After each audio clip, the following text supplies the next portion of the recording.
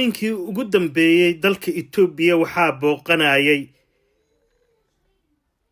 dalalka sida Yurub, Aasiya, Ameerika iyo wadamada Carabta. dhawaan waxaa booqday wasiirka arrimaha dibadda ee boqortooyada Sacuudi Carabiya.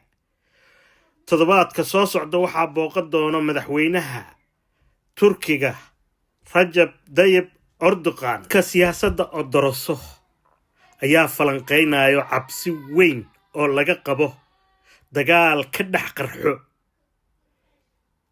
Itoobiya iyo Eritrea iyo weliba faragelin khilaafka Suudaan. booqashooyinkan ayaa salka ku hayo khilaafka u dhaxeeyo Masar iyo Itoobiya oo ku aadan dhanka biyo-xireynta webiga Niil. marka kooban on ka diyaariyay booqashooyinka dalka Itoobiya waxaana idin soo jeedinaya anigoo ah Cabdinaasir Maxamed. waxaana kala socoteen Radio Halgan.